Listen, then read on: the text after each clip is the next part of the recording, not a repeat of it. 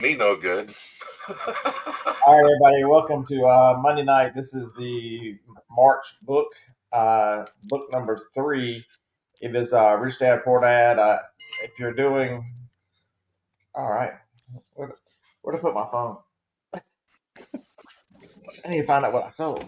Uh, it's It's A3 at C. so the uh, so Rich Dad Poor Dad is if you have Amazon uh, damn, I can't think of shit. If you have Audible, first of the year they ran a special where you can get the first 4 months for $5 each. Well, this book is discounted right now for $5.98 or something like that. So I use my credit to get a more expensive book and pay for the $5 book. So a lot of times the Kindle was cheaper. Remember, you can use your library card. Most states support Libby. Not every book we're going to read is in based on what your each state's going to be different, folks. So whereas some states have books, some states don't. The next book is available for Alabama, and I've got it for free. I'll start. I'm going to source it tomorrow, so I'll start listening tomorrow. Um, the book list is on my website, beardypicker.com. What's the next book? Um, let me get the right title on the right. I can't remember the author.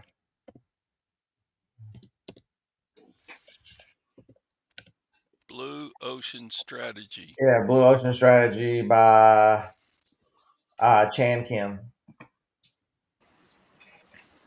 I'm on the Blue Ocean. I actually just finished the Blue Ocean one as well. It was That's available. Tom. This is a real background, Tom. This isn't a fake piano back here.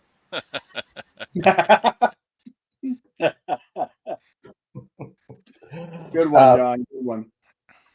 So so if most of you are, I'm assuming that most people, we got 21 here, 22. I'm sure some people will join us, are like me.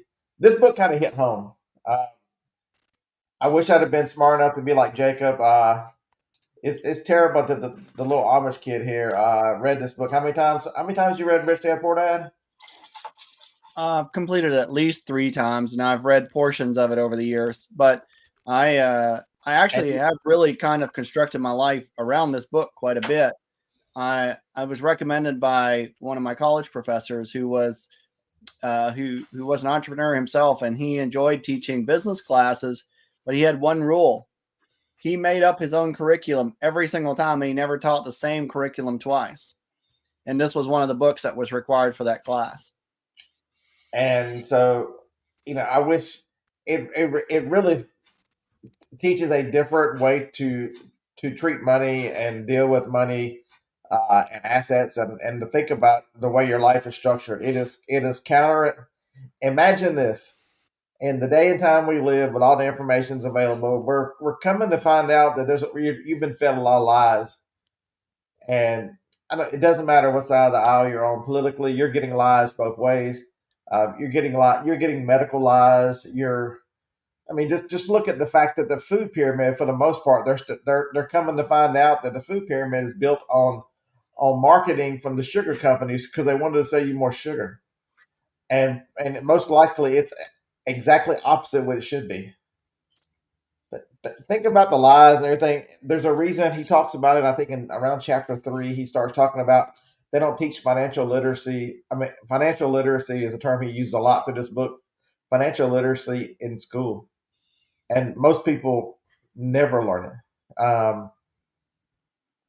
And so he gets started by as a young kid, 9 years old. Him and his best friend. So he has two dads. His best friend's dad is Rich Dad, and his dad is Poor Dad. And they're the exact opposite what you would think to be. The poor dad is PhD, college educated, college teacher, um, works for the system, struggles with money and debt and bills his entire life. Poor dad drops out of school at the age of eighth or ninth grade and makes money work for him, buys assets, and teaches about how to make decisions that lets money work for you, and it's things. It's like, one of the big things we get caught up in, and the commercialism of the United States, especially. Not everybody is from the United States, but most people watch this are. You keep up with the Joneses, and that really, I've been a victim of that as much as anybody, and that keeps you keep so focused on buying other things, you never buy assets. You never put yourself in a position to where your money can work for you. He talks about buying a new car, and the way he bought a new car was his assets had to buy the car, so he bought assets that would generate enough income to buy the car. I think John started talking about this grumpy. Didn't you say the last show or the show before last that you had been working on this and generating what, $3,000 a month now or something to that effect, 2 or 3,000 last month?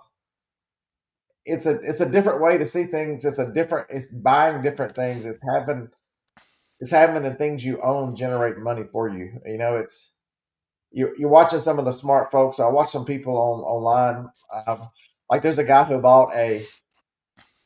he buys laundromats, and he tells you on I think it's Instagram or TikTok one each month how much maintenance he did on a laundromat, what kind of time it took him, how much he made, because he's taking his extra money and investing it into businesses.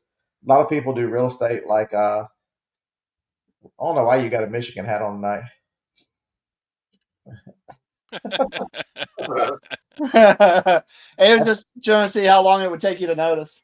Oh, I noticed when before I hit the button. Yeah, but let me jump in here real quick. Don't miss the point of how he bought the car.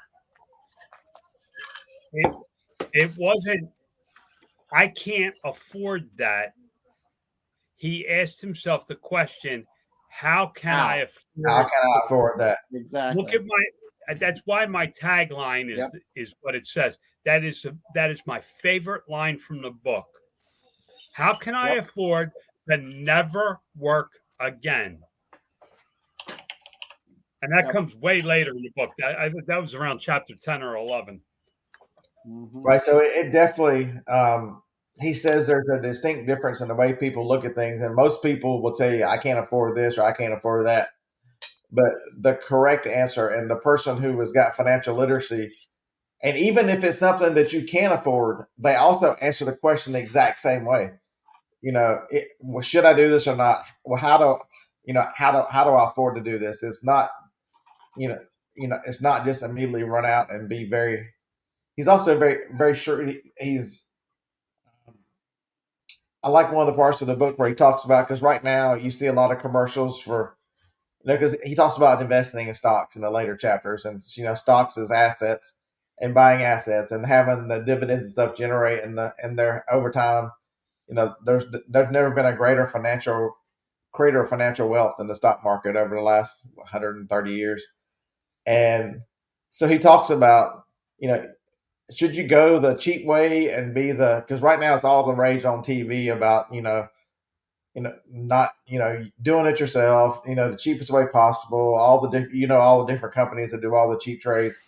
But he's got the exact opposite. He's like, I want somebody who's invested. I want somebody whose success is tied to mine, and then I want to pay them well, because he looks at things that you look at and go, I don't know if I do that. And when he makes his point, you go, well, I'll be damned, he might be right. But there's just a lot of information, and really made me think different about what I wanted to do, because I'm way too late in this game, so I need to start. But I don't think it's ever too late. So it's definitely going to change. I've got a car payment and one credit card payment and the house. That's all the debt we have. And the car will be done and making a payment Thursday, so that'll be 6 left if I don't pay faster. The house has got 10 years, not 10 years. I think it's 10. And the credit card will be gone by the end of the year, because everything that was the car is going to the credit card, and so it'll be gone. And so what do I do with this money? You're still used to spending this bill, so I'm gonna I've changed some of my habits. So I looked at my podcast while I was driving the other night, and I deleted about half of them. Anything to do with politics, I deleted all that. And I found some. John.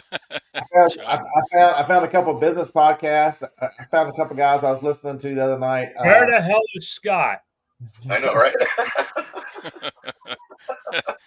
His Yeah. expression when you said that was great. Yeah. So who are these guys? Hold on just a second. I'll tell you what their names are. But they very interesting podcast. They had a lot of great points about the first one I listened to was whether you should buy index funds or do your own. And I was shocked that they said most people should buy the index funds. But they were, I listened to them for a couple hours the other night. I must have put them in Money the other. guys. Yeah, it's one of the biggest. It's one of the biggest money podcasts. I don't know. Then it must have been the money guys. The guys we study billionaires.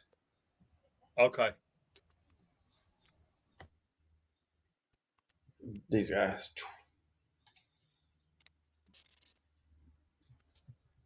It was them, and there was one other one. I did keep some of my stuff though. I didn't delete him because he's funny as hell. Theo Vaughn. you gotta have some fun. You have to understand something about stocks and real estate and all the different ones.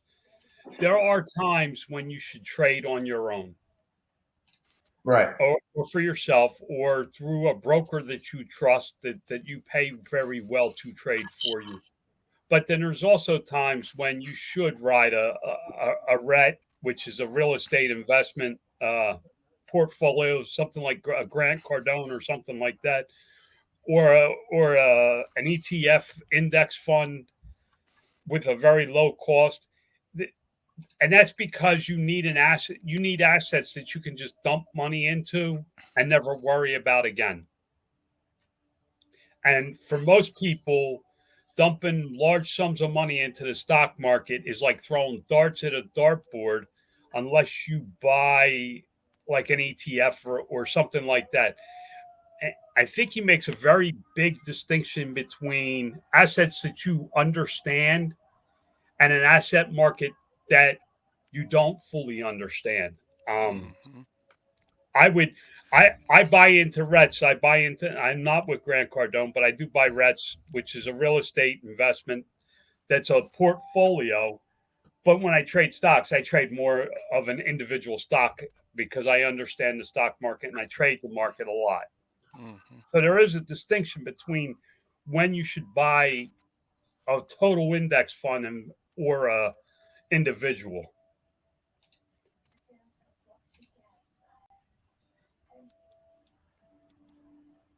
So after he starts off with getting the boys' attention, he starts talking about rich people don't work for money, and that's the concept that most of us are so far into that we are used to trading time for money, and that is not what rich people do, and it's really you got to listen and read the book.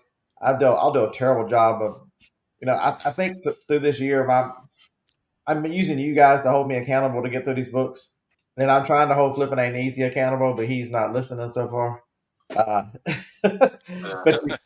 But having me come on here and just tell you what I've learned and that I finish it is the biggest thing for me, and to encourage each one of you, because I still think to this day that the weakest part of each one of our businesses is us and our financial. Some people are stronger than others in financial decisions and financial leadership and where they are, but you can always learn. It's luck, right? It's pure luck. I've said it for how many years have I said it's luck? Labor under correct knowledge. But nobody's going to teach you this, folks, and that's the point that I 100% agree. You're going to read books, and you're not going to 100% agree with anyone. There's going to be other things, different decisions you're going to make.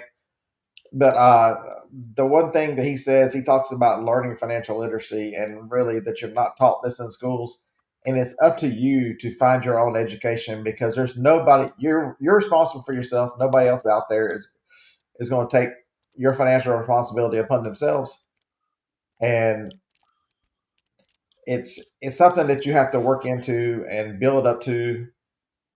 And so that's, you know, that's my whole goal for this year, is to be a completely different person by the end of the year, and knowledge that I don't even know that I need to know right now. And I think the first step is how I'm telling 44 people now, and I've told a lot more than that. I think the first part, you got to get over yourself and realize I've made mistakes. It's all right. It's what do you do from here? Once you figure out, and like it's like the awakening comes. What do you do about it? And so Mistakes are not permanent unless you make them so. But the first thing is you got to really start. And once he starts to lay the foundation, he talks about minding your business. And when I first saw this chapter come up, I'm like, what's he talking about? Mind your own business. And truly, he's using it to mean to work in your own business. It's, you know, what are you? So if you've got a job, there's nothing wrong with having a job, but that's not. You can't let that be what defines you. And it's a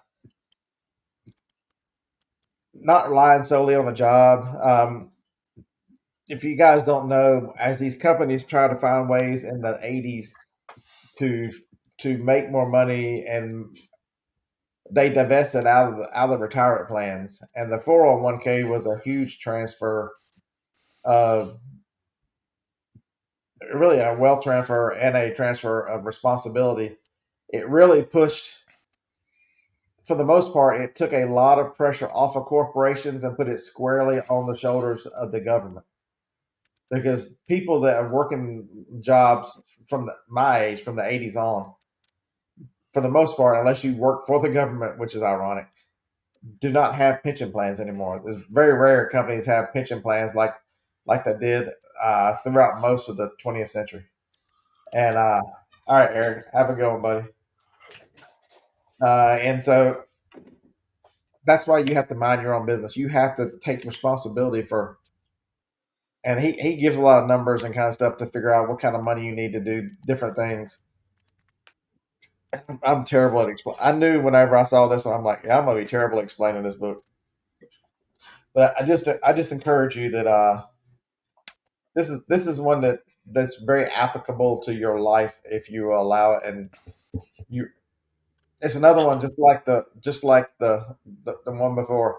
I might have to listen to this one again, even if I skip the first chapter or so and start with.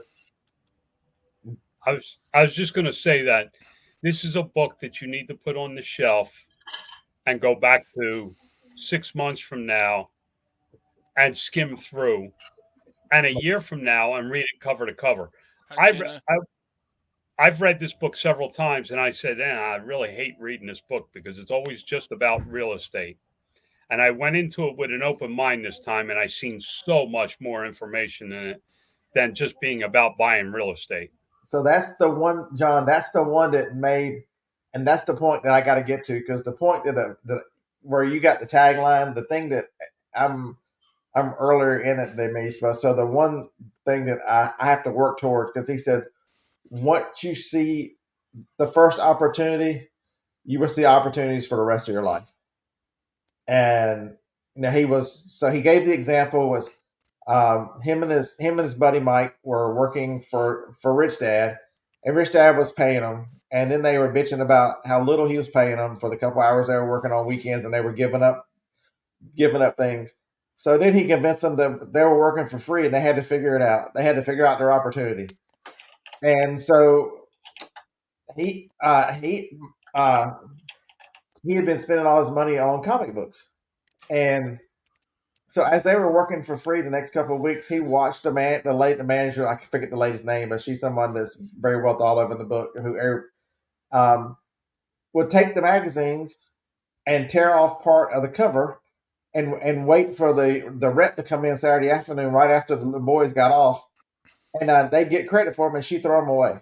And so they were like, "Can we have those?" And she told them, "Well, you got to speak to the rep." So the two boys went the next weekend after they finished their working for free, and talked to the rep, and he said, "As long as you don't resell them and you don't do something else." There were a couple of conditions, and they were fine. And so they had the idea that they collected them for a few weeks, and they made a 10-cent comic book library where they charged neighborhood kids to come in, and for 3 hours on a Saturday, they could read as many comic books as they wanted to. For those 3 hours, and then it would be over. And if they want to do it again next week, it'd be 10 cents again. They paid his sister, his Mike's sister, $1 each Saturday to run the library. And so, in essence, all they did was deliver the books, and that was the first time that they saw an opportunity of not working and their money working for them. Very. And that's when he made the point. Once you see the first opportunity, you will see opportunities for the rest of your life. And I thought that's when I was hooked on this book. That's when I knew I was excited to start getting through it, and and then when I got finished, I'm like, man, that was, for a simple book, that's way complicated. I'm going to listen to that again. But it's not just, you got to understand that, and you got to really dive into that, what they did there. It's not just about money. Yep. They leveraged their opportunity with people that were capable of doing it. Yep. To increase their wealth. So they took a free comic book, a younger sister, mm-hmm. and filled a need of people wanting to read comic books that couldn't afford them. Yep. Because that's what you have to see in there, is that they found a way to do it without them, because they were still working on Saturdays for nothing. Yeah. So that's what you have to see in that. But I thought he did a good job of. So I read the updated version from, I think it's like 2015 or 16. So he was able to bring in case studies and more information from the first one. All right. And another concept too, he talked about inventing money. The rich invent money. It's with investments and money that wasn't there because of the appreciation and other things that regular working people, for the most part, don't concern themselves with, and that's a huge opportunity cost and a huge mistake, because he talks about rental opportunities and buying some of the stuff we already know. You don't buy at the top of the market. You don't, when everybody else is buying. That's not when you buy. You buy in the down markets. You buy in the dips. So some of that stuff I'm very familiar with, and then he talks about practical ways to get started, and he talks about financial goals, and he has at the end, one of the last chapters, he has 10 steps of things you can do, and I can't remember all 10 of them. That was the last chapter. Did anybody play the game online? I have not yet. You told me I'm going to play the game. All right. Play the game. I promise you, it will put the whole book into perspective. Play that game. Right, Jacob? It really does. Yeah, it really does. Yeah, Scott told me the board game, so now I have it.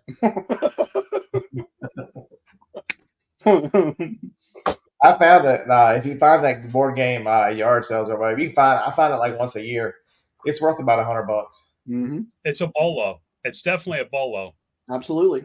And it's bright purple. It's hard to miss. If you're looking at board games and there's a purple one, it's a color that you won't miss.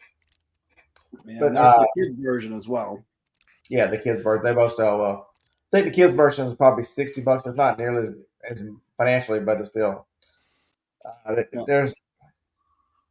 with each of these books, I challenge you. guys, I don't think any particular one is going to make a life altering, but I think the combination of learning and knowledge will change who you are and how you think, and put you in a better opportunity to take advantage of situation. I mean, as you guys know, I've started doing retail arbitrage again. That was just because of Profit First, or one of the sentences that was read in that book that kind of was like, as I'm sitting here kind of I'm floundering here last year for the most part. Maybe the last half of last year I was kind of lost, and just kind of getting by, and just a comment he made in that book that Mike made about doubling down on what you do good and what you love. And I'm like, why am I not chasing stuff anymore? That's where the sheer enjoyment of. I mean, I got 40 stores I'm going to tomorrow, and I am thrilled, looking forward to it. Uh, and I challenge you to find somebody else who shares your passion. I'm very fortunate to have a good friend. I hope she's sourcing the markets. We end up talking for a while. We both have headphones on, so we just end up. Let me challenge you right here. How could you do it according to Rich Dad Poor Dad and the things you just learned? How can you leverage those 40 stores? It would be tougher to teach somebody what I know. I mean, that search could somebody learn it? Absolutely, but it's this. To me, John. I think it's using the money I have that I earn for that to do other things, because I don't think a job is a bad thing. And I've basically listen. I'm not opposed to you going out there, but what could you do to leverage it? Could you give your son a shopping list and say, go to every Walmart within 100 miles of here and give him a path and say, go buy these? Yeah, if it's a store, but discontinued is not that easy. You got to know what you're looking at, and then you've got to have enough gumption to look for more stuff. Discontinued. The freaking kid is a rocket scientist. The fact that he has 40 stores laid out, he's a pro. Like, if he can nail those 40 stores. And I'm not saying you shouldn't, but I'm asking you to think different. Don't be so close-minded.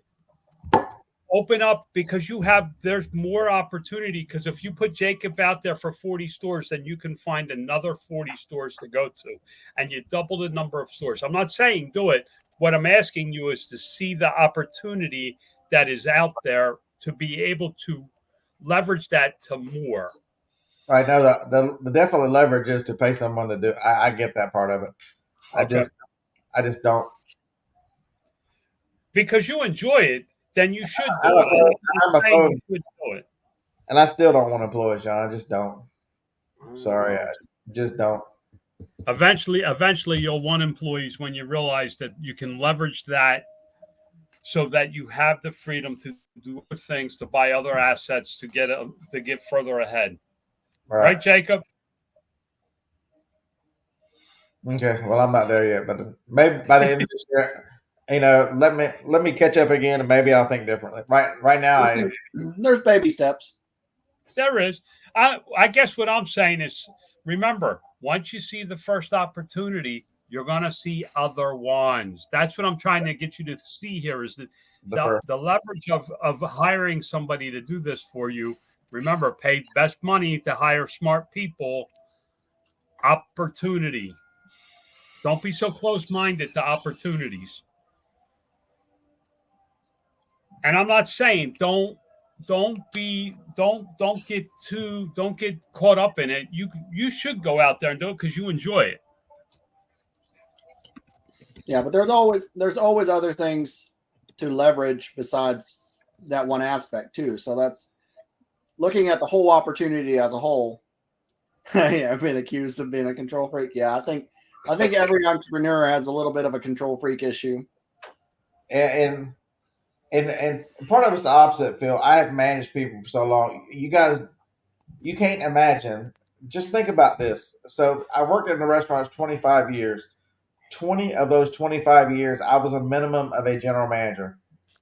8 or 9 of those years, I was a district manager. So understand, at a minimum, I always ran the heaviest store. I always ran the training store. I always ran the problem. Because just because I was a training manager didn't mean I stayed in the store. They go, hey, look, that store's over there screwed up. Can you go fix it? Oh, and by the way, you still got to train managers while you're over there. Okay. And so I minimum, I can't how many thousands of people I've trained and worked under me and had employees. I'm done. I hate having employees. So I'm right there with you. I am right there with you. I'm not saying hire somebody for this. I guess what I'm trying to do is get you to see the opportunity that you have, that if you put somebody out there to buy an item that you already found and located. But the other part though, John, though, is I'm trimming down some of the stuff I do. So some of the yard sale stuff and some of the stuff I put online. Amazon is quickly becoming, even though I can sell used items there, Amazon's quickly becoming just leaving stuff, the stuff that I'm buying now, so I can have someone. I would allow somebody to do the shipping because that would give me the time to do more of the other side if I didn't do that part. That one I can let go of, and I understand. Okay. So you see the opportunity of having somebody help you. You No, can do actually, something else.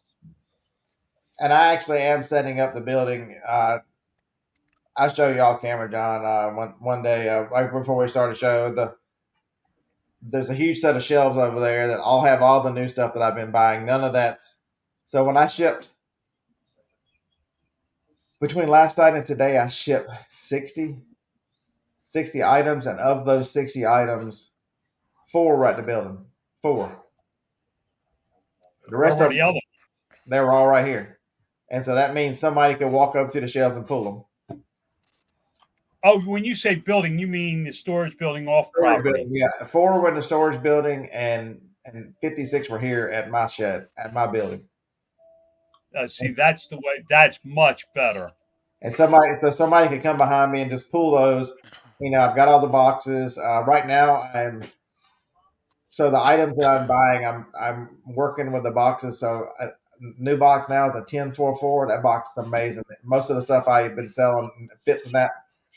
So I'm trying to get the things I need down because there's going to be a point where somebody ships. Or you make Amazon the employee and FBA it. I say I got a different opinion on Amazon than what you've got. Dave, that's going to be a lot hard. That's going to be a lot harder for a seller like Scott going forwards. I'm a similar seller, and it's going to be navigation, I'm sure. Amazon doesn't want. They don't care if I sell. They'd rather me sell it. They'd rather me ship it. I'm all right with that. I can ship. I ship better than they do anyway, and I don't have nearly the problems. So yeah, Josh. So Josh says that's a good point, Josh. Hey, welcome back to the world, man. You were missed, by the way. If nobody's told you that, your input was missed, man. A lot of listening to you. I'll give you a lot of credit, man. Listening to your lunch show changed my thought process, and I appreciate that. When you can no longer keep up that I think that's true to a point, but there's also a point where it limits, like what John is saying, it limits growth, because just because you can keep up doesn't mean you need to keep up. Because for me to keep up means I have to cut back on other things, other opportunities. Or I think the shipping is the one that's going to be the one where I let somebody. But it's right now. I'm still in the figuring out stage. I'm building back into this, and since it's almost like I'm starting retail arbitrage over. I'm trying to build it different, John, because there's no FBA behind it, and so I'm trying to figure out. Right now it's only shipped Monday, Wednesday, Friday, unless they pay for extra. But then I'm trying to figure out how to get out of here for 2 days at a time, which I'll be on the road Thursday and Friday this week. Basically, it's going to be source 3 days and then be at home 4 days. But all these books have a hand in what each one of them. You know, I've used some of the negotiating thing at yard sales already, um, because I'm generally the one that'll just pay for something, and Harlan will look at me and go, "What'd you pay for it?" He goes, "Man, you could have gotten that for whatever." I'm like, and some just the thoughts of that book have got me to where I'm not paying full price for hardly anything right this in this year early stages, and I'm trying to organize because I think you were right whenever you were saying earlier in my career systems and make it where anybody can walk behind and do it. And so I'm trying to lay that out right now so that who knows. A lot of changes right now, and it's at least it's not boring, right? Well, here's the thing that a lot of people miss, and you can ask. Mark Cuban says it, and a lot of people, a lot of the bigger, richer people that you know say something to the effect that if they say there wasn't luck involved, they are absolutely wrong. What you have to realize is that you have to see. You said, how do you start, and what's the best way to start in this business? Go screw up. Go out and screw up, and you will figure out how to get out of it. That's when you learn the most, is when you screw up. I don't learn nothing when I get it right the first time. In fact, when I get something right the first time, I go, okay, what did I miss? I missed something because there's something that's going to make a mistake later. Even though it may not, I always go, wait, that was too easy. There's going to be something blow up on it. Mm-hmm. You learn more by making a mistake. See, yeah, I think you're right. But see, so Josh says 40, 50 sales a day consistently is time for an employee. That's okay. So that would have been a challenge for me before I started down this road of.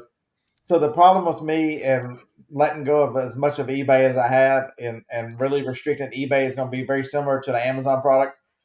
eBay is going to become anything I can't sell on Amazon for the correct price because the pricing, there's a price limit on it, or there's a brand limit, whatever it is, and the opportunity is too good not to leave it, like it used to be. That's the way eBay used to be. eBay used to be everything I couldn't sell on Amazon due to a restriction or a price, and that way all the shipping remains the same because those 60 items I shipped in 2 hours. That's if you've got when I was heavy eBay. Each item is 3 to 4 to 5 minutes, and you don't think much about it, but your time is just going by. But whenever I'm shipping like-sized items and they're in the same size boxes and the tape machine, I was on the phone with Jennifer last night, and I'm like, "Well, there goes 10." She's like, "What do you mean there goes 10?" I'm like, "I just shipped 10 items while I was answering their questions." She's like, "Are you serious? That wasn't very long." I'm like, "I'm telling you, when I'm getting this way down to where shipping is easier." Yeah, Josh, I hate the shipping part, and I know I'm good at it, but I don't like. I think that's the part where Put better Barbie's comment up. yeah, Because I think a lot of people struggle with this when I pop in here. and that's better Barbie are the same. That statement I 100% agree with. And here's what you need to do then. You need to go look up the Mexican fisherman fable on Google. Yeah. And read that and then put yourself in that story. All right, I've got it. The Mexican fisherman parable. Yeah, that's the parable, fable, either or. It's an unknown author. It's a page long. You can read the whole thing. I got it in 2 minutes. When you read that, it's about enough. Yep. I can't answer what Scott's enough is, or what Jacob's enough is, or what I can answer what my enough is. I blew past it a long time ago, so now I'm in a spot where I have to. Yep. Right.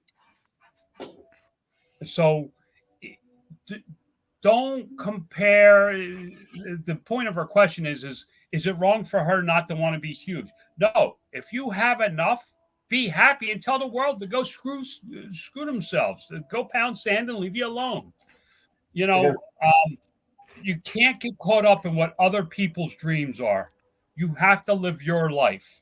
And that was hard for me to understand. And I'm doing it now, and it's hard because I have to tell vendors no. No, we can't. I'm not doing that because you want to take it all, take it all. I don't care because I'm not going to grow. Yeah, I think too, listening to Gary Vee talks a lot about that. He talks a lot about how people, buy a house because they buy way more house than they need because they're trying to impress people they don't know. They drive cars they don't need. I mean, all this stuff, the accumulation of stuff for to make you look. And I'm way past all that. I don't need anything. I actually like the fact that that I hit the yellow post at the storage building the other day in my truck, and I'm like, oh well, what the hell? It's just a yellow mark. I like the fact that the old truck. Who cares? I mean, it came off a compound, but I didn't do it. I didn't pull a Dave where I damn near took the door off. Yeah, I was gonna say mine's not buffing out.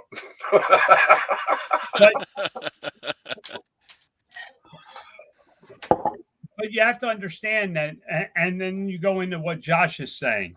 But at some point, you may want somebody else to come in and run that so that it's a cash machine. But see, I see systems and processes come into place. That's where I'm at, building a cash machine. Do you know that for my negative feedback on Amazon that you can request Amazon remove it? Yeah. I have a step-by-step SOP written out, documented, so that somebody can come in and remove my negative feedbacks the best they can. See, the way I look at this, John, is I love what I do, and so I can keep doing what I do, but I want to. The more efficient and the more money I can make at it, I can pay the person who does the investments in those things because I don't have any interest in those things, but I know I need those things because I know that's the smart place to put my money, and that's the smart way to spend money, even though I've been dumb my entire life. And so, so my goal like this is to look at how can I get better at what I do, be more efficient at what I do, streamline what I do so that I can maximize those on that side. So I think that having cash flow from assets that I'm able to purchase versus what we've always spent money on will pay me dividends and allow me, because the one thing I can say is I'm recharged and rejuvenated back out here hunting, John. I have not felt all right. So here's how you should look at it from an outsider's point of view. Let me. I hope this is not boring to everybody. We got 47 people. Thank you for joining us. This is kind of application of the book and all the books. I hope y'all are. I'm gonna apply this book real hard to you right now, and there's gonna be a section that I'm gonna ask you to reread. All right. What you need to see is that you have a job right now. Your job is to chase product in 40 stores. Right. It is no longer a business. It is a job. I want you to start saying that it's my job. Then I want you to start taking care of your business. And I want you to go back to the section in the book very early. I don't know if it's chapter 2 or 3. I don't quote stuff. You figure it out, where he talks about taking care of your business. I think you said it was chapter 2. Was it about the mind your own business? Mind your own business. I want you to see. I want you to see Amazon, eBay, and everything you do is your job, your 9 to 5 job. I don't care what the hours are you put in or any of that, but see it as your job. Now start minding your business. And if you reread that section with that mindset that you have a job and now you need to mind your business, you're going to improve. I love that Jacob's shaking his head because he's the youngest one here and he's nodding to what I'm saying because he had to go through this at some point.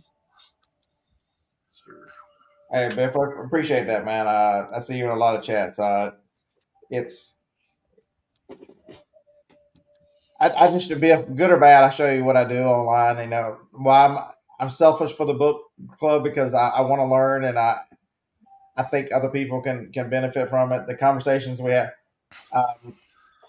I've learned a ton. Thank you for doing this. I personally have learned a ton.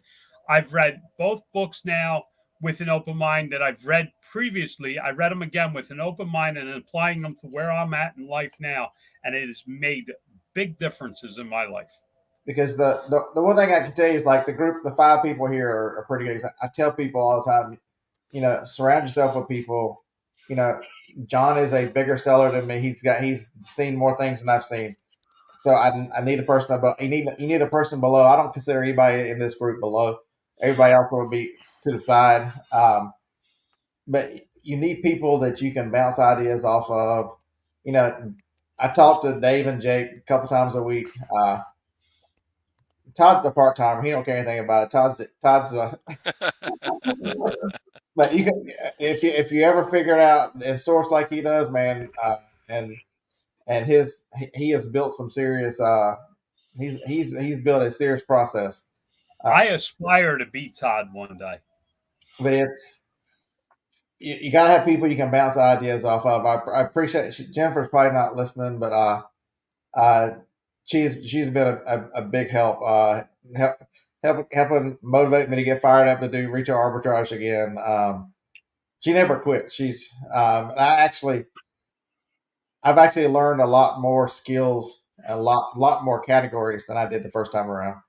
But it's you got to see it in action. You got to trust. If you're hanging out with John, I love it when somebody new comes up to John and asks for John's opinion. First thing John's gonna look at him, his test to see if you pass or fail. He'll look at you and go, "What do you sell?" And if they squirm and tuck their tail between their legs and move on, he knows he can't help them because they're not where they. If people are so secretive, what do you sell? I mean, at the end of the day, it's widgets, but Yep. Widgets. Hey. Like I don't broadcast the ones. I mean, people, my channels are not hard. My stores are not hard to find. You can find me. I mean, if you really want, the harder part is do you have the gumption to go to 40 stores over tomorrow? I'm leaving here at 6 a.m. I'll be back at 10. Are you coming with me? I did this last Thursday. Are you coming? Most people will go, "Oh my God, you're almost 54. I can't keep up with you." Good luck. I can't do it. I'm gonna be impressed if you make all 40 stores. I want to go back and touch a little bit on what John said earlier, and that's the difference in mindset of business versus a job. And I'll just plainly say I have both. I think I very much have both. I still have a job. My reselling is very much a job. I go out and cut sticks and put them in a box, and I do that, and that's a job. But I also have a business with my real estate where I don't have to do everything all the time. I have people that do some of it for me.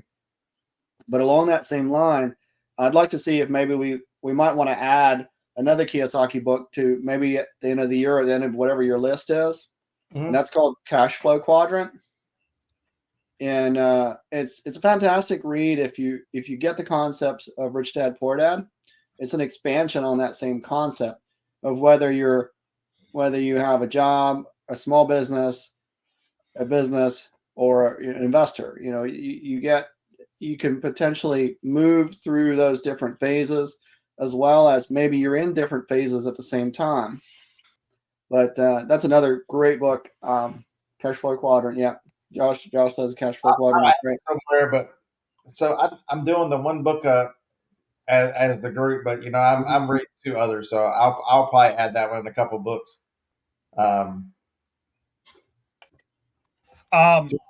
Better Barbie said something that we kind of overlooked. She was mentioning that she would like to hire people to do other things. And that is where you have to see the opportunity of hiring people. Scott does not cut his own grass. I don't know who came up with the bright idea for Scott not to cut his grass. Some genius do that. I don't know. When I remember him, I'll tell him thank you. But Scott no longer cuts his grass, and it saves him, I don't know, 2 or 3 hours a week. I don't know what the guy spends in his yard. When he first 30 minutes, he's not here very long. 30 minutes. It was taking me 3 hours. He's here like 30 minutes. But it has made a huge difference in your life, and it has started to show you other opportunities where you can do that. Whether it be a housekeeper, whether it be whatever it is that you could use to free your time to do something else is right along the aspects of this book. If you sell an extra $100 a week so that you can hire somebody to clean your house because it takes you too long to clean the house while you're trying to do resale, then maybe that's what it is.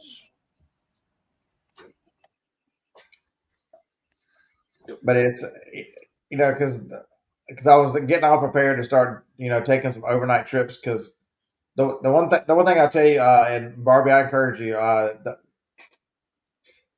when eBay's gone through all of its problems, Amazon's had problems too, but the sales on Amazon has not been the problem. And so there's a huge difference in Amazon now and where it was 2 years ago. The FBM sells much faster than I used to think. FBM was very close to eBay. It's not. It's nowhere close. FBM gets buy boxes more frequently. FBM is a much more rich, robust channel than a sales channel than it used to be. I mean, I'm selling. How many have I sold today? This phone's beeped a couple times since the show. I've sold 26 items today. And I'm up 18% over the last 7 days, 20% up over last year. And what items have you sold? Just RA items that I did sell one yard sale item. Good God Almighty! So in a box at a yard sale last Saturday at a church sale, 50-cent box. I'm like, who throws an iOmega zip drive, the blue 250 in a dollar and a 50-cent box? I pulled it out. That 50-cent went for $129.88 yesterday. That's a pretty good. Somebody who's got better math skills. I mean, what's the return on that? 50 cents and you sell it for 130. Not bad. 230%, 260%. It's way more than that. 50 cents. $2,000. It's way more than that. We're talking thousands. Yeah, probably add 2 more zeros to that, or at least 1 more zero. Yeah. Hey, Mike. I think you were a winner tonight. Is that the same? Yeah, I see the dog in the picture. Mike won him. I think he won a scale tonight. Congratulations, buddy. I'm glad I didn't win it because I'd have just told you to rerun it. I put my name in there for the hell of it. Yeah. I've got 3 or 4 scales. Like I need another scale. But it's. I think you seriously, as a reseller, if you're gonna, what keeps you in the thought of this? I've been doing this 10 years full time, and John, I don't know how many years you've been doing this. A few more than me. You've got to do something that keeps you in this game. You've got to stay current. You've got to, because it shocked me today. I'm gonna tell you right now. I got up. I turned on Facebook at some point during the day.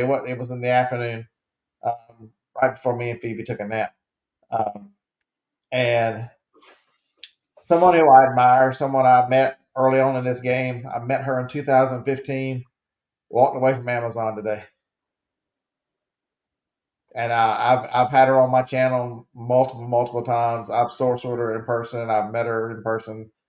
I think the world of her. And she developed a group called Mommy Income, and she walked away from it today. Oh wow! Kristen Ostrander retired from Amazon. It's the retire, or is it? She's done. Done. I mean, what happened? She put a video out. I haven't watched it yet, but okay. I think there's going to be a little more to it than meets the eye on that. Yeah. Somebody tell John he's off the hook. I got a sale for liking his show. And tell him it was really moist when you tell him. Ooh. A moist sale. Mr. Sadie, the big girls were active yesterday. Somebody bought 10. Shout out to the big girls who bought 10 yesterday. Yeah, 2013 is when I quit my full-time job. I don't know, January, February, March, whenever it was. 2013. So it's been 11 years almost. Nice. I incorporated in 2000 and I think it was January 16th, 2008. And I was in business about a year before that. So many people leaving the world of reselling, and then there's others that are just dying to get back. I don't understand it. Well, here's the problem. Amazon is going to hurt the small seller that is just a hobbyist that doesn't put in the effort to understand the information and the fees. Yep. There are things going on that are just going to make it harder to sell on Amazon, not because Amazon is trying to get rid of sellers. This is all logistics here, boys and girls. This is all about money. This is all about the government coming in at some point and breaking this company up, and they're going to make each division carry its own. And right now, they're making shipping carry its own. That's why FBA fees will be going down and shipping costs are going to be going up. They're going to make each department carry their own. But people aren't going to be able to figure this out easy. This is not going to be. This is going to be 2024 logistics. You're going to have to understand shipping logistics, and it's not an easy thing. I'm bringing somebody in to do it for me. You're going to spend more. There's really no way around it. Like they were giving you it for free, and you didn't realize it, and now they're taxing you. Yep. They're not taxing you. It's actually they're charging you a fair price. Yeah. If you manipulate that correctly, it's not that horrible. I don't think there's this. I've been telling people for the last couple of years, FBM is not a bad thing, and the people have been telling me, "Oh, you crazy to do all that shipping." I'm telling you, it's not very difficult, folks. I've got me, somebody by myself. It's a matter of, and so we talk about it on the podcast. If you watch the, so me and Mr. John there, we talked about it on the. I got to come up with a better name, the Triple P podcast. Something. Profit Playbook does not come across my tongue so easy. You know me, I'm down with Triple P. Yeah, that one. You know me. we talk about efficiency, and I think if you can make yourself, and I've really been trying to do that with the building. I've redone it twice, and it's probably going to go one more time. I'm telling you, it needs to be. It comes in on this side, it goes right up on the shelves, and then you walk over and ship it, and it goes out. I've got to quit going to the post office. That's the next day, unfortunately. Because I've been taking, because they'll come get it for free if you just put in an order every day. UPS comes and gets it. Like tomorrow, USPS. As long as you have it in by 3 a.m. your local time zone, they'll pick it up that day. Midnight, so it must be midnight my time because it's midnight for me. If I go a minute past midnight, it won't take it. But there is a trick. It's midnight California time. Oh, okay. There's a trick, and I will say this: if you want to use the service and you ship a lot, book it out one package every day for months, and they will come every day, and they don't care, but they're going to get pissed off if you do that, and your carrier comes to the door 3, 4, 5 times a week, and there's nothing there. So if you're shipping daily, then fuck it, just go book them out. James, I give them a scan sheet. I don't care what they scan. I'm not that concerned with scans. Everybody's. They'll scan it. Pick it. I have 2 days for a reason. I don't have any problems with scans. I take the scan sheets to the post office. I understand. Well, technically, that's not the first scan. I'm all right with that. I give them a scan sheet, so I don't care. And Kent, you're right. Let's all quit. Everybody, let's just quit. Go ahead. I ain't quitting. Hell no, I ain't giving up. I'll quit when I'm ready, not when somebody tells me. Exactly. Yeah, so Phil, I get that it's different, Phil. But the leaving stuff out, I've had one thing taken off my porch, and that was because I left it out there for like 3 days, like a dumbass. But I'm at the end of a dead end street. And if I can give them directions to come pick it up in front of my building, nobody's coming down my driveway. They'll do it. It's usually your carrier that picks it up. It's not a special route. Oh, it could be a CCA. It could be anybody. Yeah, but for the most part, it's your carrier. I know that I have a punch pad on the door for the lock. They all get a code. Yep. They know where the refrigerator is. They know where the snack box is. They know where the air conditioner is in the shop. If they need, if they've been out in the heat all day and they need to get cooled off. These guys treat me well and have treated me well every year I've been in business. I have not had one yet give me a hard time. Once they found out that I ship every single day, these guys don't even look for an order. They come up to my door, they punch in their code, they know what box, what pallet is their stuff and what pallet isn't their stuff. On the pallet, they know which side is pickups and which side is drop off so that it doesn't get confused in case I'm not there or somebody's not in the warehouse.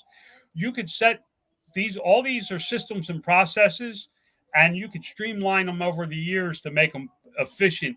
And with just a couple of cold drinks, a Christmas card at the end of the year with some cash in it, and snacks in a box, I've always been treated well. But so Holly said there's some glitches on eBay. That's why I haven't listed today, because of the glitches. Yeah, right. What the hell is eBay? Liar, pants on fire. Do they have a website? This company eBay, do they got a website? I never go there. I never check eBay, boys and girls, and I sell all my Amazon product on eBay. It is shipped MCF from Amazon to my eBay customers in plain boxes, VQ, whatever the hell you call that program Amazon put out, is automatic. See, another way you're leveraging the shipping. Yep.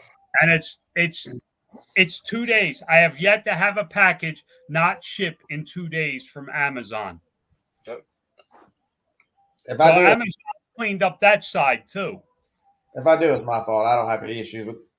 But I need to do that. But the purpose of these books, folks, don't miss it, is everybody's not going to get the same out of each book, but it should, based on you should apply it based on your situation, where you are and where you're, because we're not, John has read Josh, both those guys are avid readers and they've read a lot more, so their knowledge base, whether they applied it or not, I don't know, but their knowledge base of what they understand should be more. And I'm looking to be there. I want to be able to, because I think Biff mentioned that this talk is. I try to make this channel a little different, Biff. That I'm not growing. It's been like this for a long time, and I get it.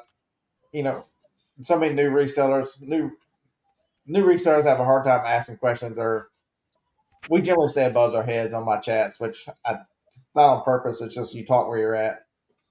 But there's got to be a place for seasoned resellers where they can get information and ideas and not feel condemned and not have to put up with the incessant talk of a return. I'll laugh at a return. I laughed at the remote last week. The dull boy said he wouldn't work his TV. Well, you ordered a VCR remote, you dumbass. I got the remote back today, and it literally has on, off, and the buttons for a remote. It has no other buttons. Hitachi did not make this to do anything but a remote, but a VCR. But some of the if I tell you about shipping, it's going to be about to be more efficient. It's going to be about the pros and cons of a tape machine versus the rest of them. If you can't have a tape machine, 3-inch tape is way better than a 2-inch tape. It's the reasons why you need to upgrade where you are, to challenge you to make your business better, because making your business better, the easier you can perform one task, the less likely you need than. I use a tape machine and I pay for all the boxes and do these things, so I don't need an employee yet. And then when I do need that employee, all the stuff that I've been doing to make my life easy makes their life easy. I have air pillow machine that. I have the big things that hold the air on the wall. Uline makes them. They're made to hold bubble wrap, like 4 of the big rolls of bubble wrap. But I took the core of the bubble wrap and I put the air pillows on it and wrap them up. So it's got air pillow, the paper, whatever that foam stuff is, some bubble wrap, and then more air pillows. So back to the book. My my biggest takeaway from Robert Kiyosaki through the whole book and watching his videos on YouTube is make your money work for you. Right. How many times do we take our money and invest it inefficiently? And he is the expert on taking your money and putting it to work for you. And it's just like hiring an employee that can make you more money. He uses his money to make more money. Yeah, some of the stuff I don't agree with him. He talks a lot about a home not being an asset, and I understand where he's coming from. Right. But at some point, like I think he would talk about it different right now, because my house payment is cheaper than any apartment I can go buy. I can go rent. It's insane. You're missing the point, Scott. You got money coming in and it's going out to a payment. It's not an asset. But I understand why you see it as an asset and why he doesn't see it as an asset. But it's an expense. I get it, but it's an expense I have to incur anyway. I get it. And he's not trying to get you to cut your expenses.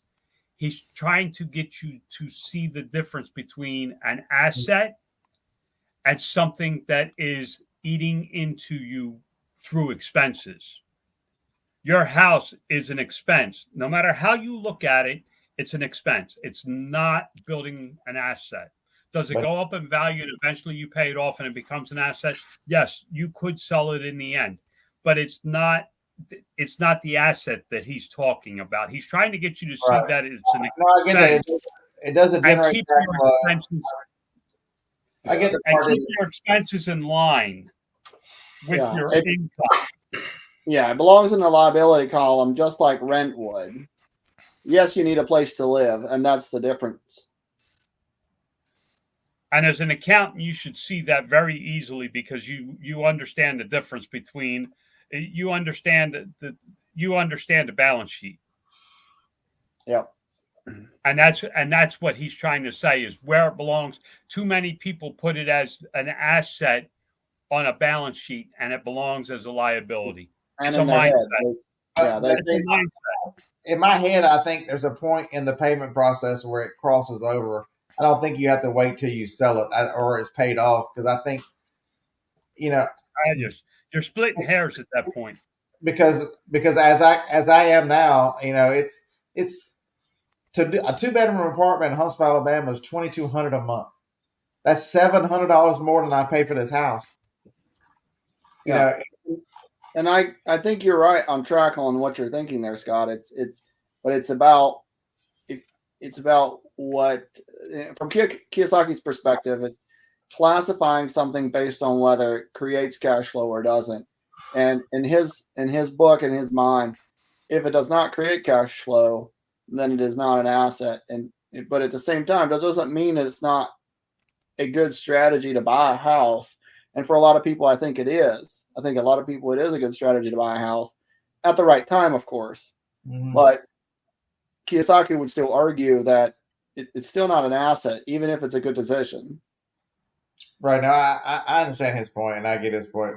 But I just see that as it's the longer you're there, the longer it's an expense. There is a build up to the asset side that he doesn't. We talk about this all the time. You have to glean the knowledge that you need from his book. You don't have to duplicate his process or his system or his train of thought. You need to glean the information and the knowledge to use in your life the way you see fit. So you don't want to count your house as a liability? Fine, put it in the asset column. Don't make that a reason not to read the book or to gather information from him. Right. No. I'm thoroughly grateful that we did this. I'm pointing that out more for the people listening, using you as an example, because I know you got broad shoulders and you know that I'm not here to beat you up. Sometimes you are. Well, sometimes a little bit. Sometimes it's fun. How Only many one. of you have read The Richest Man in Babylon? I've read it. It's a I very didn't. short book and Yeah, very I easy read read. it. I don't. I need to read it again because I read it very early in my business career, and I don't really remember it. The principles that Kiyosaki espouses are so similar. Yes. To that little pamphlet book, The Richest Man in Babylon. It's a good read. Very short read, very easy read. Make your money work for you. Yep. And I've tried to apply that, and I've been semi-successful. So, and I'm in a good situation. We're going to Europe in July, and I wouldn't be able to do that without those principles. No, I get it. It's probably just like I think Josh kind of said it's a categorization thing. It doesn't mean that it's bad. It's I get it. So Biff, most of the books we're reading, most of them you can find on YouTube. As a matter of fact. And I said this before, and everybody got kind of offended by it. If you can't afford the book, you're in the wrong business. Biff Boffo says Richest Man in Babylon is free on YouTube. Yeah. And it's not about, it's really not about the money that I was talking about. It was the mindset. You have to create your own luck. Labor under correct knowledge. We learn this stuff for a reason. Tomorrow I'm going to size by just throwing stuff out there to see what happened. This was a planned path. Yeah, like tomorrow there was one, and everybody laughed at me, right, Scott? Yeah, two or three times tomorrow I'll get lucky. It's because I'll be out of 40. I will put myself in position. I think too many people miss that they. I said this from the time I started hanging around. I will have this size of a business. It was planned. This was not by accident. Man, I watched you and Dusty have so many knockdown dragouts. I had to leave chats and stuff. I'm like, man, they're gonna be doing this for hours. I do my normal. I hit the X button and go on. I'm like, and Dusty and I would go on for hours about it because he didn't understand, and I understood what he was saying. Right. But he didn't understand how determined I was to do what I did. And it was a mindset. Nobody was going to deter me. Nobody was going to change my mind. And nobody's asking anybody to change their mind. Well, all I'm asking is when you read these books is to go into it with an open mind and use what you can glean from it. It doesn't, you're never going to be able to duplicate Robert Kiyosaki. Right. I try that with everything, and that's a great principle, John. I tell people that, like, that's what I tell people. I encourage you to listen to other YouTubers, listen to other resellers, listen to other sources, because not everybody's your cup of tea. You might, the way I explain something might be terrible. It's probably going to be terrible, but when Josh was doing his show, Josh he's better with words than I am, so. But each person connects with somebody different, and maybe the way somebody does. That's why I tell everybody in Nashville on April 26th to 28th, we are stealing the flipping Nashville Flippers event. We're going to turn it into the Bearded Picker event. I'm just kidding. Ray and Dustin, they're solid guys, man. I'm so glad they're doing this. I look forward to meeting different people that follow those guys. And meeting a lot of people that follow me too, you can't imagine the amount of information you can glean from people just by spending a couple of days in the same area with them. I promise you, spend some time around people that think like you, and then also, I challenge you to, because it's going to come a point where books are not going to be enough, and I'm going to want to go and meet with financial groups that do this kind of stuff to get even more information. I see that coming. I see that that's something that's probably gonna happen next year. I'll be searching for those kind of things. We meet here in Huntsville with a local group, and there's people that got completely different skills and completely different ways of doing things. I challenge you folks, glean information wherever you can get it. You can't be somebody else, but you can be a better version of you by learning what somebody else does. I'm in MDS, the $1 Million Seller Group on Facebook. They just had an event in Vegas at the same time as Prosper, and everybody's talking about how much better the MDS event was than Prosper, and it's because of the level of networking that is involved around the events that I attend. They went to the brew house one night. My understanding is the bill was over $5,000 when they were done drinking and eating, which is a beer house off the strip. But they went to what is it? The golf place. Top Golf. Yeah, they went there. They do all these things to get you together. And what do we all talk about the whole time we're together? It's business, and we learn from each of them. Bunny Ranch. No, we did not go to the Bunny Ranch. So I kind of mentioned this on the show, and I was half serious. If there's somebody out there that is bound and determined and struggling with, like if I met up with John, flipping ain't easy. It'd be much easier for me to explain retail arbitrage in person. If somebody needs that, I'd be willing to go to a few stores and show you my processes in person at a store and talk you through what I see. Hell, he did it for me.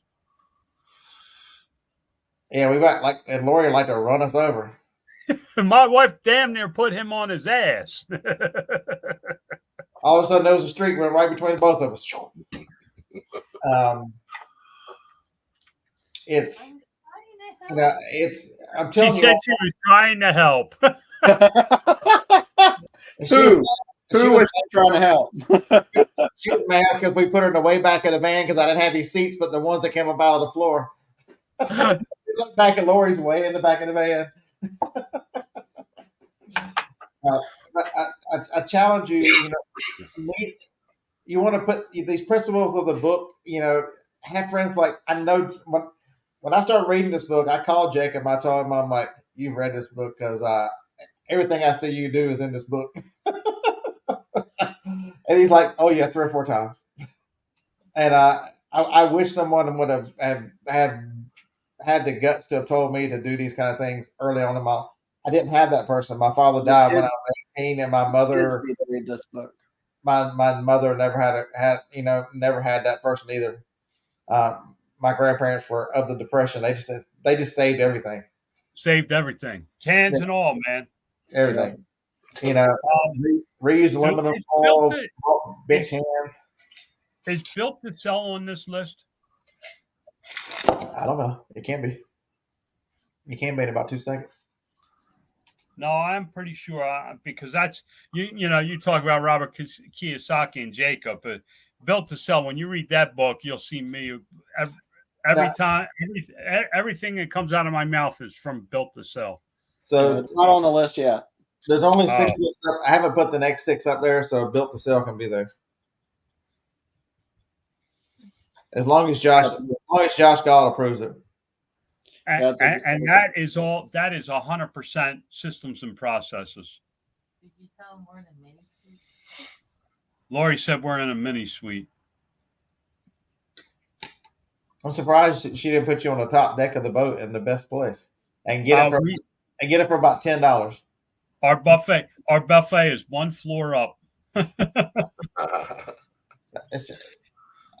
And it wasn't $10. We are on a 15-day Hawaiian cruise for $1,100. No, 13. Oh yeah, 13 for the 2 of us, including everything. 13.33. Damn. Okay, so Josh, the thing had this in it, so from here on forward, I'm out. That means, yeah, I've already read Built to Sell. What are you talking about? You did? You have me read Built to Sell. Okay. Is that John Warrillow? Warrillow? Yes. Sounds almost like Willow. Yes. So is there anybody in the chat that read the book that got anything out of it that we didn't cover? I'd be curious to know, since I put the link in the chat, but nobody comes on the chat. I'm always curious to see what other people hear. I love these types of discussions because I get to see what other people seen that I didn't see. Right. So if there's my second thing about Kiyosaki takeaway, he is older than me, and he's still working it. He goes on YouTube and puts out his videos on the Rich Man, Poor Man network. He's still selling. He's still doing it. He's still at it, and he's a multimillionaire. He doesn't have to. Why does he keep doing it? He does it for personal enjoyment. Yeah, it's gotta be. I mean, look at the Mexican fisherman parable, and you see it in there at the very end. He says, "But isn't that what I'm doing now?" Right. Isn't that the same reason that Trump lost millions of dollars being president, and all other presidents have made money being president? He's just like Trump in a lot of ways. And I don't know how many millions. Works it. I don't know how many millions Kiyosaki actually has, because he did go bankrupt in 2018 or 19. But just before 2020, just before the pandemic, he did go bankrupt. He's still working it, though. I mean, that's a personal. That's like Warren Buffett getting up and going to work every day. He does it out of pure love. He does it for the. People ask, what would you do if you didn't, if money didn't matter, if you didn't have to work for an income to pay your bills? What would you do? Well, I've been thinking a lot about that lately. I would still work at some level in my business, because I find it pure joy to do this stuff. It's very relaxed. I work on the golf. I don't play golf. I know a lot of guys that made their money. They're just parked on the golf course. Yeah. Well, I got to go get ready. It's formal night, so I got to find a clean T-shirt. I got to find a clean T-shirt to take my wife down to the buffet. Clean T-shirt. Formal night. Come on, John, dress up. You got a formal T-shirt there, John? It said "Bite me." You break out the tuxedo T-shirt? No, she makes me wear one of them freaking collared polo shirt things. Put on a tie. Put on a tie, John. Come on. I didn't wear a tie at my freaking wedding. Oh, you're that was a condition on my proposal. We can get married as long as I don't have to wear a freaking tie. And anybody that shows up at my wedding with a tie, I get to cut it. It was on my invitation. Oh, God. I appreciate you showing up, John. Always have a lot of love for you, brother. So thank you for showing up. I know. I love you too, buddy. I can't wait to see you again. I think I'm coming. I'll be on a ship the whole month of May, so it won't be in May. But sometime this summer, we're going to be traveling around, so I'll stop in. You got my room ready, right? Sure. I got a tie you would wear, John. Come on. And John, if you need a place for your, are you driving the RV around? No. Okay. I was gonna say, if you're bringing the RV around, I've got an RV hookup for you. Where you at? I'm on 81, just outside of Bristol, just across the state line of Tennessee. I'm on the Virginia side. Y'all have a blessed one. I'll talk to you later. Take it easy, man. See you, John. For banjos on going to see Jake. What do you mean? West Virginia. That's West Virginia. He's right on the interstate. There are no banjos. Oh, okay. I've been there 5 times. There's no banjos. Yeah, I can almost hear the interstate traffic. Oh, the sound of the train. Well, the train, yes. The train is right beside my property. Yes, you know that. You hear it all the time. Nobody else. We didn't get anybody else who had any Thanks comments. for the backup, Josh. I appreciate it. I just challenge you, man. I'm really enjoying these books. But Libby, I get the next one for free. So I needed to use the Book of Mark, so I downloaded a book about investing. Next book. I've been listening to it, but that damn thing is 17 hours long. Which one? It's a book on investing. Hold on, it's an old book. I didn't know I was buying a hardback, but there you go. It's The Intelligent Investor. I haven't heard of that one, I don't think. I'm already behind another one. Josh, is this a good book? The Intelligent Investor by Benjamin Graham. It's freaking 17 hours long. Damn. I think Josh has read everything. I know, that's why I'm asking. Josh can quote the Bible and the Quran all in the same breath. Yep, Barbie. That's the thing I like about it. It gets. I'm not the best at telling you exactly what the book is, but we can discussing it. All right, so it's not just me, man. I'm the first couple hours in, and I'm like, oh, I was out in the middle of the country the other day, driving to South Alabama. I'm like, I can't take this anymore. I went back to listening to country music. I'm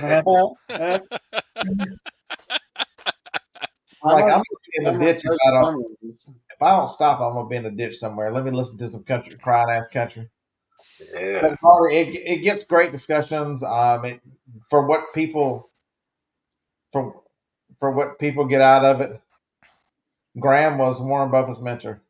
Okay. He's credited as being one of the greatest investors, especially the first good chunk of the stock market. Country rules. For the next book, Ed, Hustle and Grow. Ed, he's mainly a Walmart seller. He does sell some Amazon too. He had read this and was talking about it. I'm like, man, that sounds pretty interesting. That sounds very something that could benefit about where to sell and what types of items to sell. So I'm like, you know what? Never heard of it, but I'm gonna add this book. So that's where Blue Ocean came from. So that'll be next month. But I'm gonna put that Just Keep Buying in the what was the other one? We'll put cash flow in the next group of 6, and we'll put Just Keep Buying in the next group of 6. And then by the next time, what was that one? Just Keep Buying. Buying. Josh is gonna have me a personal read list by the next time I talk to him. It gives him 48 hours, right? That's good. That's plenty.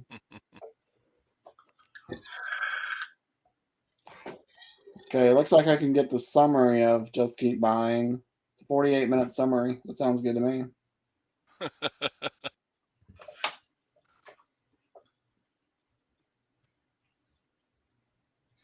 If not, me and John will have to, since I'm the one that's supposed to lead the next You Know Me podcast. We'll make the whole podcast about why Josh left reselling. Why we all want to quit sometimes. That wouldn't be a bad episode to make, and call it Why We All Want to Quit Sometimes, and just go through all the things that we feel that some days of why we're like, okay, some things just suck, and then some days just suck. So actually, I watched. So most of you know, I think a lot of Kevin Commonwealth Flipper, and so I watched most of his stuff. And he had a video the other day, not his last one, but it was one of the last ones, where they had asked, "What's the future of reselling?" I think that'd be an interesting topic. I think me and John will talk. I'm gonna twist his arm to talk about the future of reselling, because Kevin did a good job of talking about it. but we all have differences of opinion, and I think he undersells the amount of what social media is going to do to reselling. I think the coming wave and it's not going to be immediate. I don't think it's anything like next year. Oh my God! But I think as the new platforms, as things evolve, I think social media is going to play a dramatic part in selling online. It won't be the end all be all, but it'll be of the stuff that's new.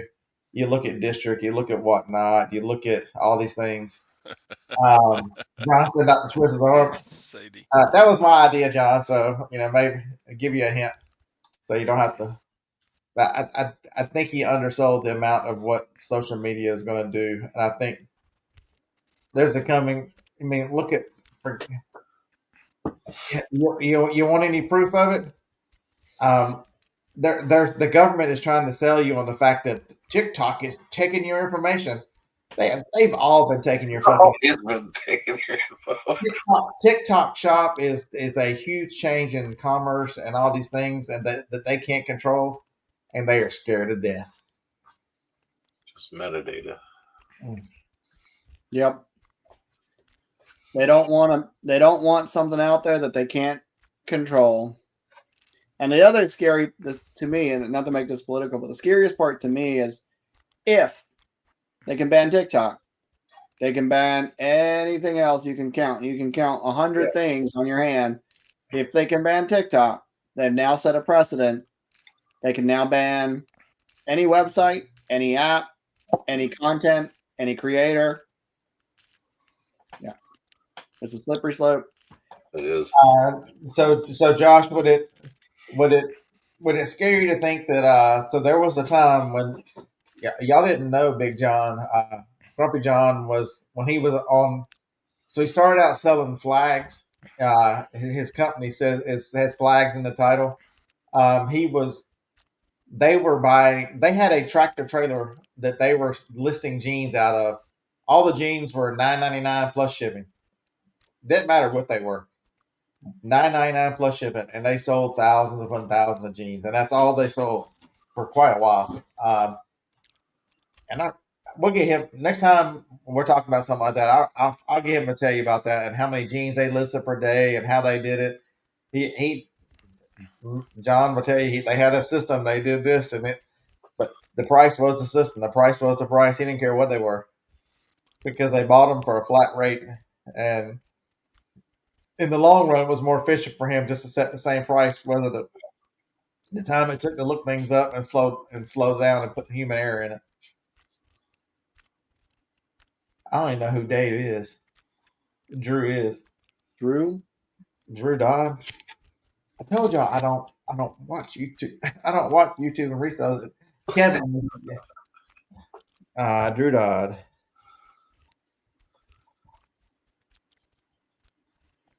And he's got a YouTube channel? What's his YouTube name? Drew Dodd? Todd, do you know about this guy, Drew Dodd? No.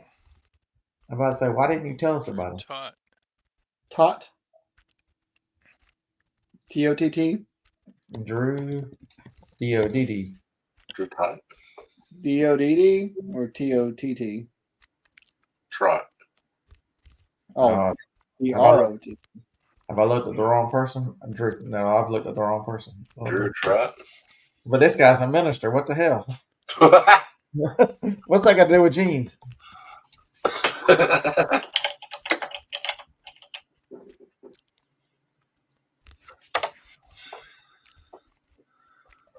He did an 8-hour live stream. Holy!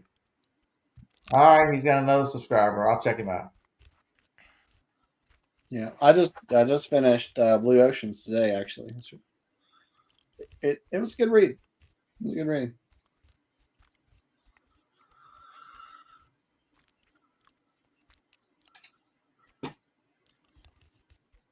He has a stopwatch counting down his reading time. Yeah.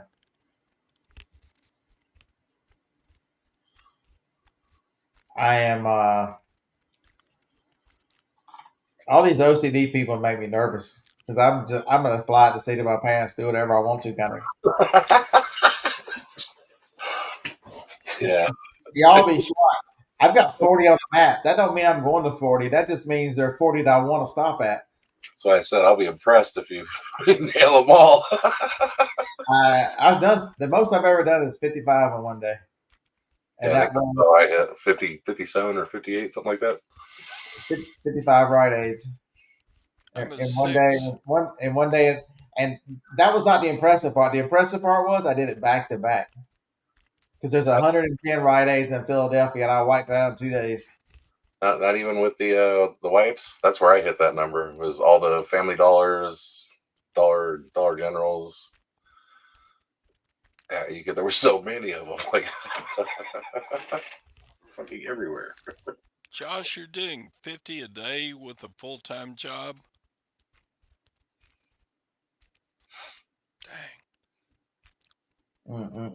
Well, everybody, thanks so much for joining us. I'm not gonna hang up on you this time. I'll tell you goodbye and good night and give you a roll tide. Look forward to the next book. I haven't even started yet, so I can't even give you a preview. I'm just excited for what it is I'm going to learn. I just don't know what it is, but I know there's something coming up.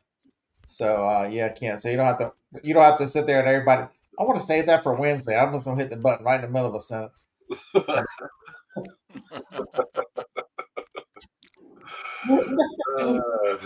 It's gonna be a word just like this, and they're gonna be going, "What in the hell?"